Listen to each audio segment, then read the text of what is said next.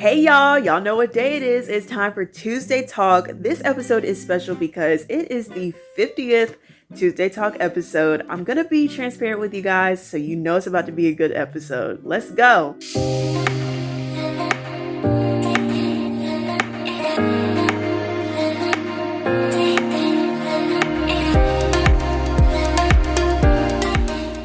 Okay, so I have a confession to make. I feel like I've always hinted it in several videos related to this. I've always known this for quite some time, but I don't think I've actually sat down and talked about it. I have somewhat of a hard time letting my guard down. For me, I had to grow up fast. There's things I learned with exposure from outside worlds outside of my parents. I became a PK. I lost someone that I loved, and that was my first experience with as far as death. Had surgery, which affected very major organs, and recovery, which is still, a pain to this day a little bit. And then dealing with so many other emotional and mental issues from those situations alone and more has been a reason why my trust is very selective. And even when it comes to family, I expect disappointment at any time. Literally being dead serious because the reputation is so strong. Everything's fine, then you annoy me, then you break my heart, and then I have to remind myself, oh, that's the kind of stuff you do. And then I get over it, and then it happens again. And yes, it is hard to believe that I say that because especially at this point in my life where family should be supportive and understanding, but once you witness and you see things and you hear certain things, your perspective becomes clearer on how you handle people. I also noticed that even with my best friends, I just be tripping on letting them do stuff for me, period. I try to stop myself. I remember last month, right before exam week, I got slightly injured at school during second period, and I went to the office to get medicine during fourth period, and I was fine the rest of the day after that. How about my sister, who is 2 months younger than me, gonna text me, and she ain't even at school, don't know what even happened fully, and she's like talking about, you should have went home, don't play with me. And I was like, dog, but she ain't wrong though. Listen, y'all, my friends do not play. I could go to the nurse and I'm about to leave and my best friend will follow me, and I'm like, you don't have to go, right? I'll be fine. And then he'll be like, if you don't shut up and let me walk you there. And I'm like, okay, fine, let's go. Seriously, I don't deserve the friends that God gave to me. They don't ever let me suffer or suffocate by myself.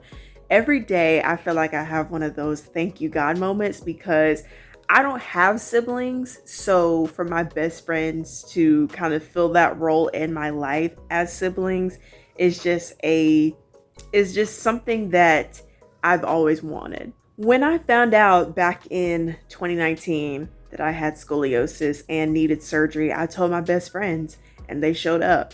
They were some of the first people to know that my grandmother passed away. They were the first people that texted me, and I woke up to their messages after my surgery when I was back in my right mind, of course. They were the first people that I would tell anything to, and they would just show up immediately. And in those helpless moments, I just need somebody to just know what was going on so that I wouldn't suffocate within my thoughts.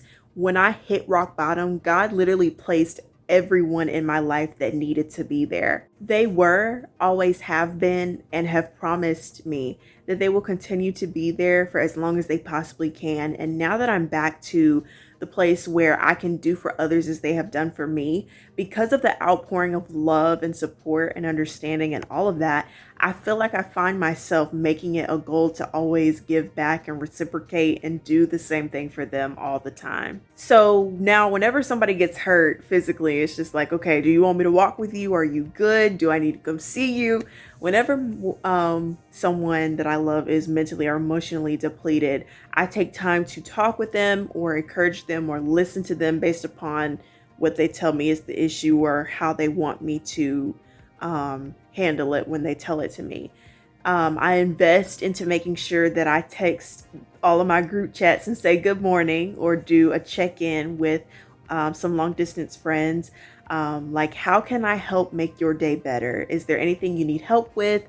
Is there anything that you want me to show up to that you're involved in? How can I be there for you? Because I always strive to make sure that my people have a good day. So, why do I do that? I think one of the reasons why I tend to suppress my desires of what I look for when it comes to reciprocation is sometimes I'm still trying to figure out what went wrong in my life that led to why I do that. I remember when way back before I started this channel, I remember when I used to play volleyball and we had a end of the season tournament and no one in my family showed up. Not even my parents, neither did they send anybody from our close circle of family or friends to come watch me. And I just remember being like, this is one of the most important things that I'm doing right now in life, and there's no one to share it with. And so that's when I started seeing the priority and where the priority was. And that's why when people now like love me genuinely so much, so hard, like I get emotional because all I ever wanted was to be loved correctly. From that moment, I promised myself that I would always do my best to not come off as being too busy to take time to stop and be present. I became a pastor's kid in 2017, and again, my parents were nowhere to be found during that season. They were always in a meeting, ministers training, always had an event, always working. And so there were many Sundays that I spent with my grandparents or other close church friends. And I enjoyed it, but I still miss the Sunday family dinners with all of us together and the moments that were taken away from me because at that time ministry was everything, apparently. And that's when I learned about balance.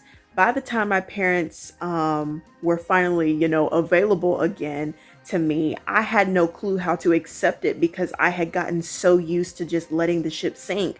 Because for me, I'm that kind of person where if you leave me where you left me and then you try to come back, I won't be there anymore because I've already moved on. The thing with me is that I'm so observant. I notice everything. I just don't say that I noticed, and that's what makes me very dangerous. So every year since 2016, something major has happened in my life.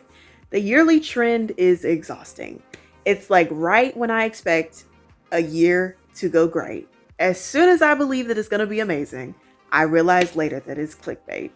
In 2019, after losing my grandmother, having surgery in the same year, when we got closer to New Year's, I was like, okay, great. 2020 is going to be an amazing year.